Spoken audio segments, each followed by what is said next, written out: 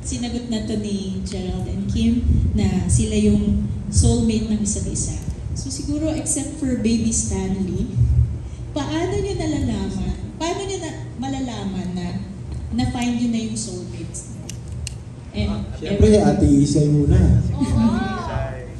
Sige, according to age. Soulmate ko, siyempre si Robert Senya.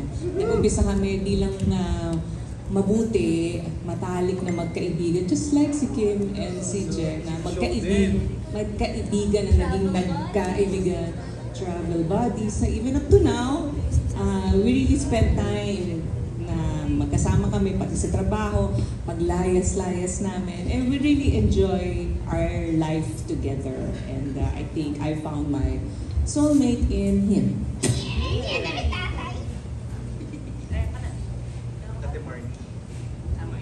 Hello. Soulmate mo daw, Temar. Habang nakamarimar ka dyan. Nakakainis naman. Okay, ako I think tama naman lahat ng sinabi. Yung, alam mo, for the longest time, akala ko nakita ko na, tapos hindi pala. Kasi nung dumating yung taong yon, yung kasama ko ngayon,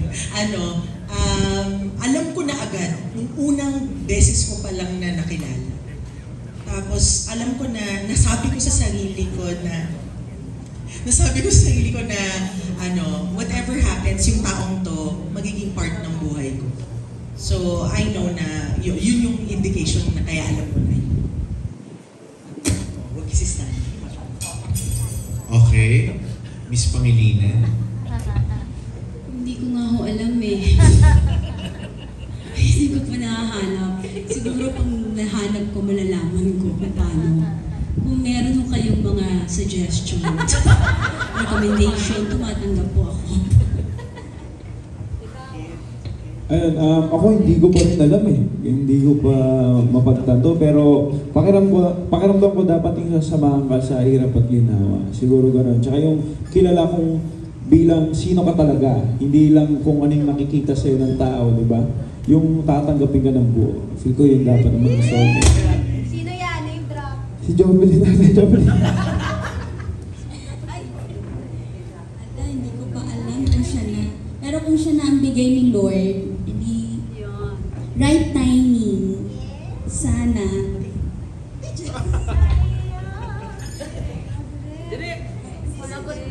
Artista.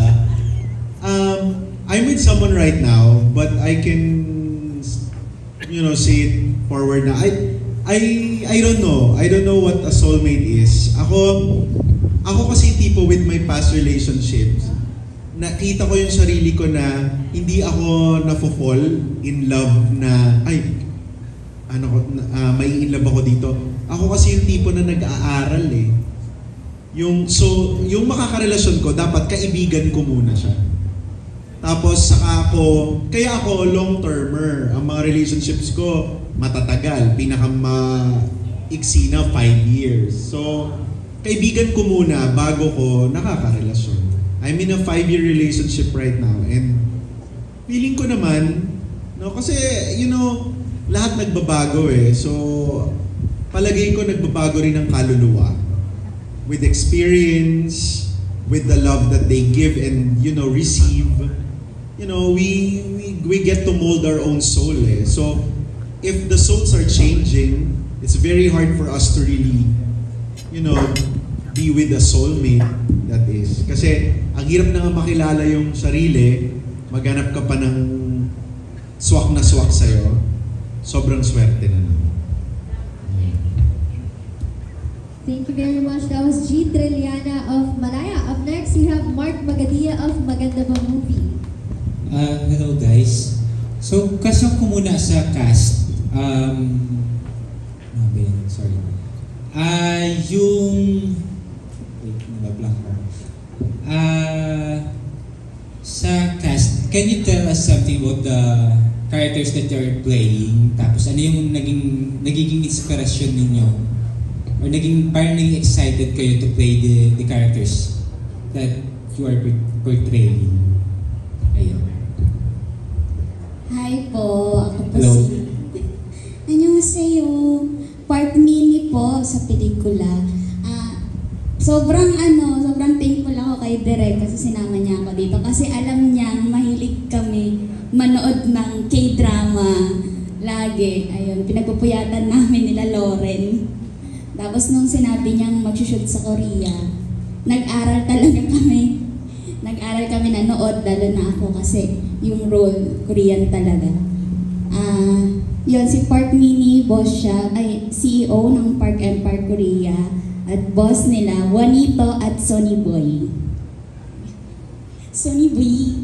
Ako po si Sonny Boy, best friend ni Park Junjun. And po, ang pinaka natuwa ko, syempre at na-excite yung parang ako yung magiging promotor kung bakit gagawin ni Quiz J yung mga gagawin namin sa Korea. Ayun, parang napakasaya kasi makulit lang, ganito, kasama niya lagi. Kung nasa si Kuya Jen, nandun din ako. Masarap, may amo kaming napakaganda. Tapos si Direk, syempre, maraming salamat kay Direk. Tapos yung, pwede ko ba sabihin Direk yung eksena kay Ate Isay po? Yun, may eksena po kami ni Ate Isay na, basta, parang na-trauma lang talaga ako sa eksena niya. Ayun po, maraming salamat. Isi-scene drop naman natin yun. Scene drop yan. So, abangan nyo sa social media.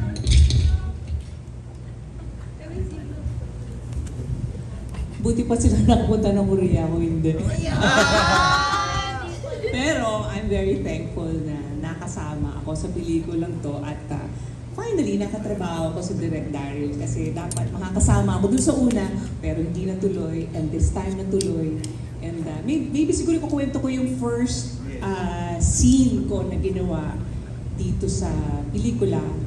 May racket ako nun sa gabi. So dahil mababuting loob siya, naiintindihan niya yung buhay na kailangan maghanap buhay, inuna niya yung eksena ko.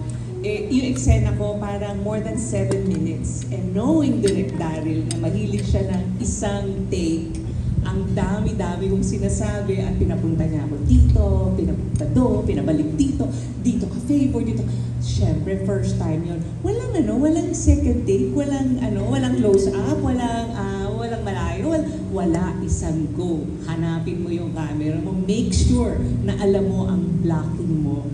First time ko, buti na lang, dahil ako ay tumanda na sa teatro, kami po, siguro, sanay na sanay kami na inaaral talaga po namin yung script bago kami tumapak sa set.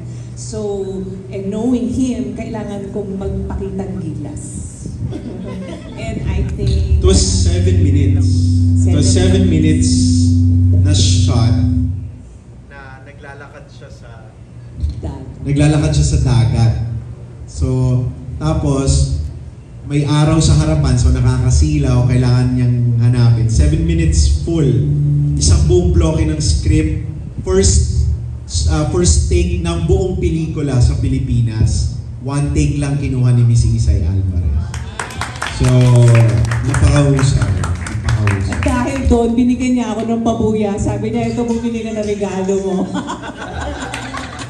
Pag-uwi ko, meron akong something. Thank you, Direk. Pati yun sinabi. That's how generous our director is. Ito naman, kung inaral yung script, eto pag kinakast ko, hindi ko pinapadala ng script. Wala po akong script.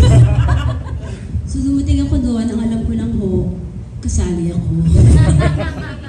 Ano ako dito? Ano ako dito? Ano po ako dito? Ano pong role ko? Tapos, nung look test, actually doon niya na sinabi sa akin, nung kami nakita. Tapos sinabi niya sa akin, nanay ka ni Kim, okay. Tapos nagpa-blower ako, sabi niya, huwag ka magpa-blower, hindi mo kailangan yan, magulo mo ko dito. Bakit? Sabi niya, nakamamatay lang ang asawa mo, so wala ka. So bali, ang role ko dito, nanay po ako ni Kim, kamamatay lang po ng asawa ko. Namatay po ang asawa ko, kaya ako magulo ang isip ko. Nasa resettlement area po kami, kaya ako wala akong panahon magsuklay, ganon. Alam niyo po yung ganon, barangay captain po ang asawa ko, kaya parang we're trying to fill the position ng pagiging head niya doon sa barangay po namin. Na pinamumunahan din po ng anak ko na si Kim. So yun po ang role ko.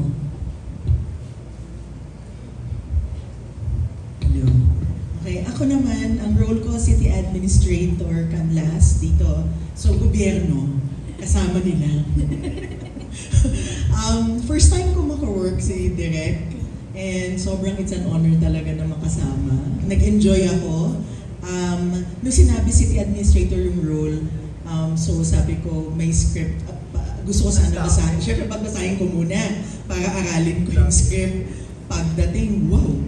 Ang haba ng linya. Oh my goodness. Buti na lang to. Sa second day, yung pinakamahabang linya. So, thank you. Nabasa ko yung buong script and na-enjoy ko talaga at masasabi ko napakaganda ng pagkakasulat. Thank you, Direk.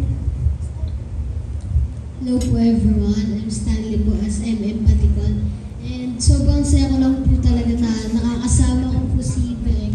Hindi po siya yung nagagalit po ng tagap ng director pag hindi po nagagawa. Parang ginijoke na lang po yung mga cast na joker po siya. Actually po nagsimula po ito sa, galing po kami sa lola ko, pauwi na po kami. May nagchat po sa mami ko na kasama daw po ako sa Made in Malacanang, mag-shoot daw po sa bahay nila Marcos po. Excited po ako, akala ko nga po, anak po ako ni Bongbong Marcos. Po pala as young, pero grateful din na po